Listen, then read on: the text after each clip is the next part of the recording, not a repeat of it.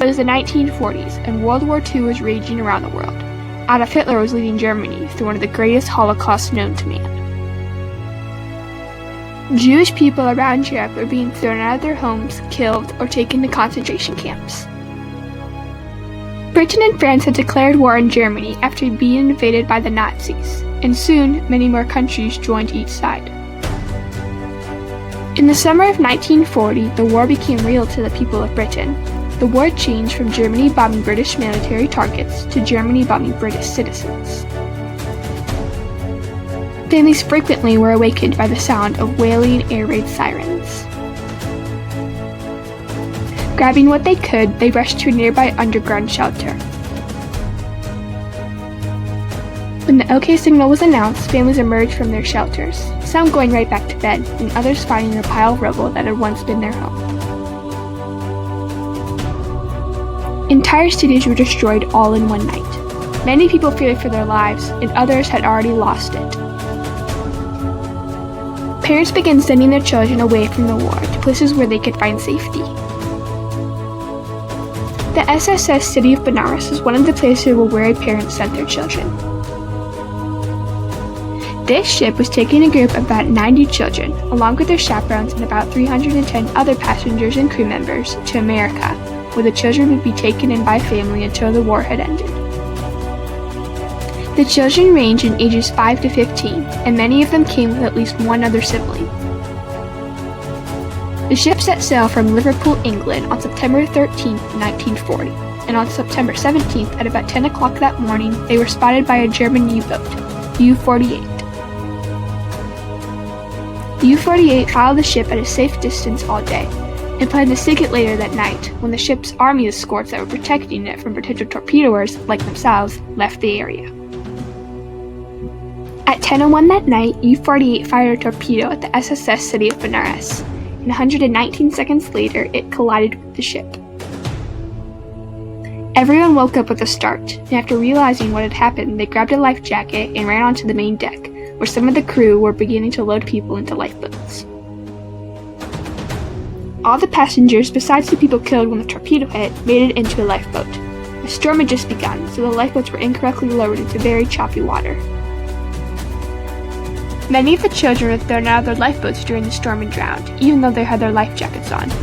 The older children either held on, or when thrown out, swam back to a lifeboat. Many chaperones and crew members dove into the water to rescue drowning children, but a lot of them also drowned due to the storm and harsh waters. The passengers in the lifeboats were being rocked viciously among the waves, all the while being exposed to the freezing weather in only their night clothes. Many who weren't thrown into the sea died from overexposure to the cold later. The surviving passengers in the lifeboats fought for their lives. Crew members and chaperones did all they could to save the remaining children. About 24 hours after the ship was hit, the Royal Navy destroyer HMS Hurricane answered the SOS the captain had sent before going down with the ship. Slowly but surely, lifeboats emerged into the hurricane's view, and the ship came to their aid, picking up any surviving passengers. Most of the lifeboats contained more dead than alive. One boat had no survivors. All the people on board had died. The SSS city of Benares had 12 lifeboats in total, and the hurricane found 11, along with many life rafts, plus a lifeboat from another ship that had been torpedoed as well. That lifeboat was mistaken for the last lifeboat from Benares, leaving Lifeboat 12 alone at sea. 36 crew members, 1 paying passenger, 6 boys, and 2 of their chaperones were the occupants of Lifeboat 12. They had 3 weeks' worth of food, but only 1 week's worth of water. For 8 days they wandered the sea in hopes of rescue. Then, on Wednesday, September 25th, they were spotted by a plane flying overhead. It reported them to a nearby ship, the HMS Anthony, another Royal Navy destroyer, which came to rescue the survivors. The ship got all passengers on board safely. 1 man, a crew member, was very weak and died shortly after rescue, but the other 44 passengers survived. The 6 boys made headlines all over the world, and right when brought on board the Anthony, word was sent to the families of the boys that had been told that they had perished at sea. The boys owed their lives to Mary Cornish, one of their chaperones that kept them alive and active during their voyage on Lifeboat 12. They all remembered her for the rest of their lives. In England, there were many memorial services occurring for the children that had perished at sea, but also many happy tears from those parents whose children had survived. Out of about 406 people on board the City of Benares, about 255 adults and children died, and 147 of them survived. Out of the 90 children on board, only 13 of them lived. 16 children made it to safety in the hurricane, but 3 boys died on board. Prime Minister Winston Churchill, who had been opposed to the plans of evacuating children all along, ended the CORB program, which was a government-sponsored organization responsible for evacuating children overseas and placing them with volunteer host families in other countries.